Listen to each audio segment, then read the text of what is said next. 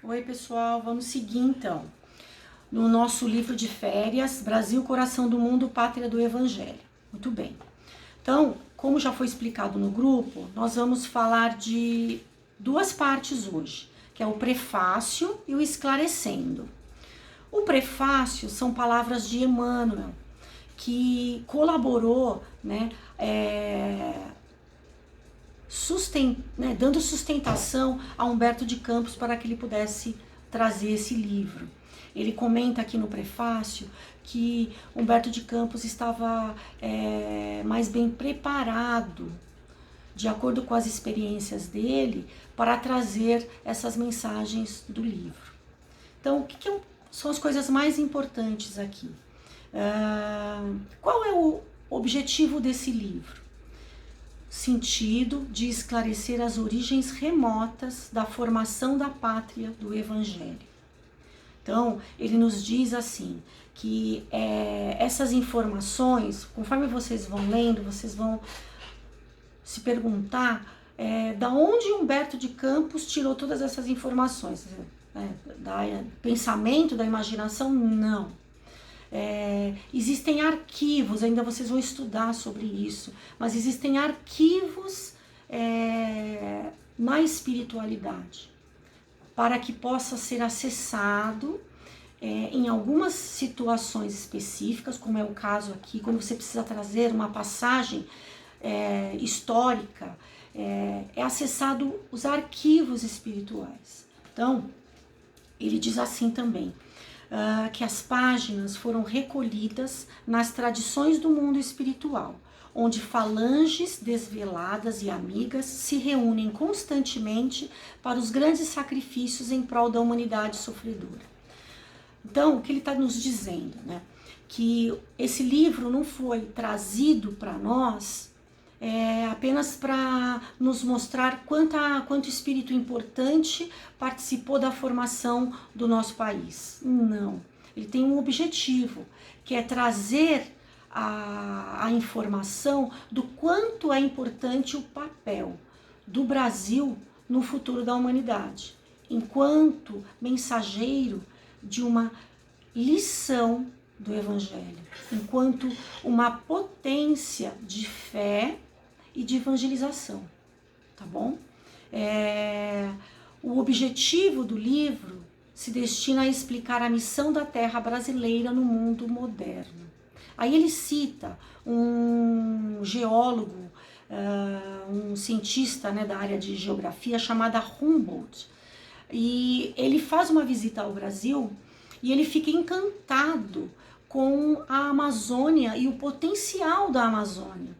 Mas ele cita o potencial científico, de medicamentos, plantas, animais, a fauna, a flora, enfim.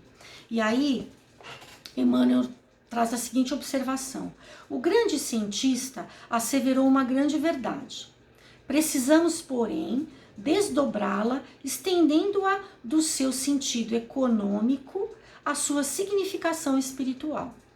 O Brasil não está somente destinado a suprir as necessidades materiais dos povos mais pobres do planeta, mas também a facultar ao mundo inteiro uma expressão consoladora de crença e de fé raciocinada, e a ser o maior celeiro de claridades espirituais do orbe inteiro.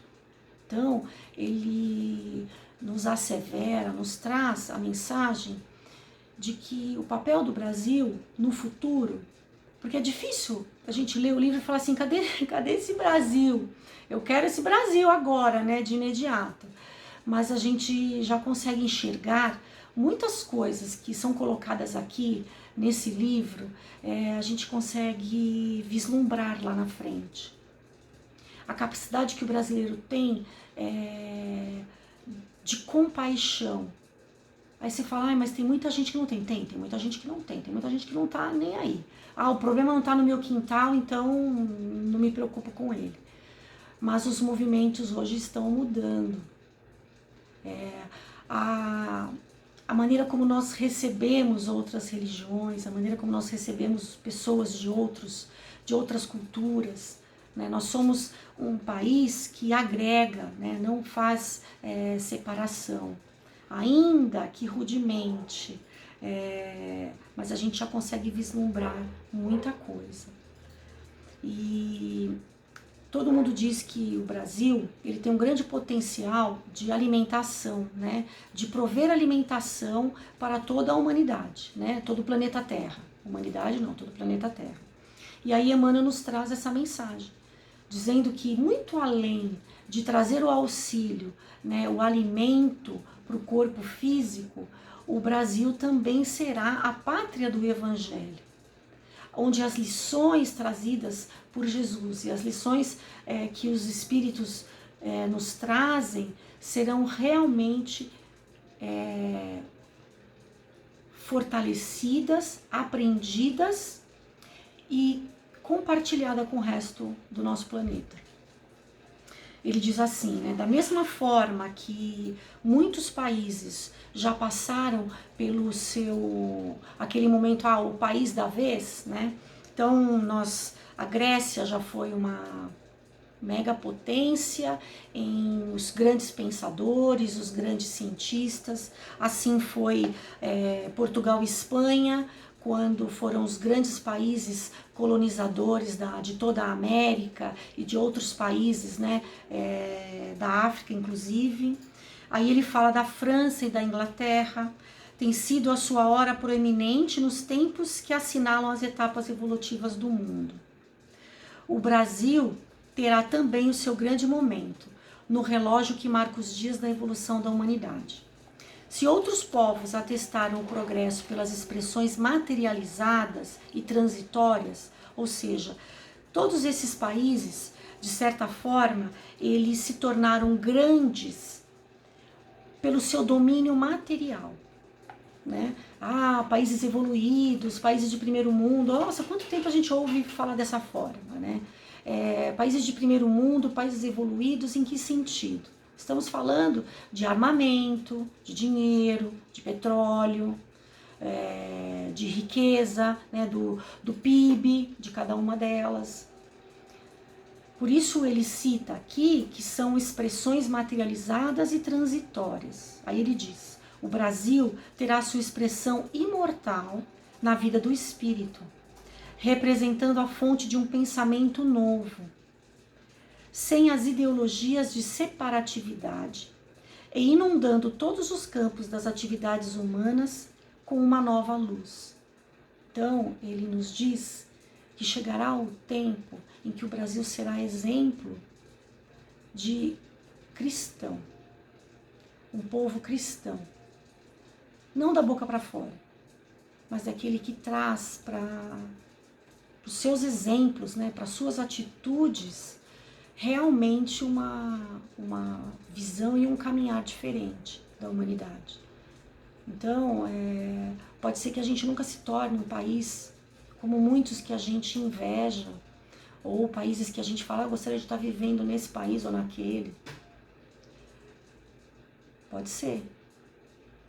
Mas ele diz, e eu acredito nisso, que o Brasil tem um grande potencial para se tornar, sim, a pátria do Evangelho.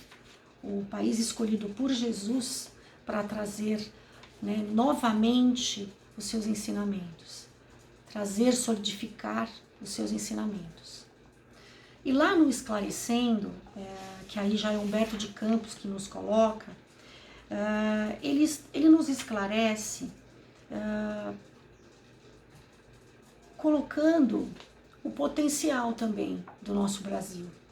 Ele nos fala das reservas brasileiras, ele nos fala da riqueza natural e ele também fala da potência espiritual que o Brasil é. Nós podemos mais uma vez nos perguntar aonde estão essas potências morais. Nós estamos, como se diz, a terra já foi remexida, a semente foi plantada, nós somos os brotos, talvez os brotos ou as plantinhas das grandes árvores que nós nos tornaremos certamente. Aí ele diz assim, uma parte bem importante.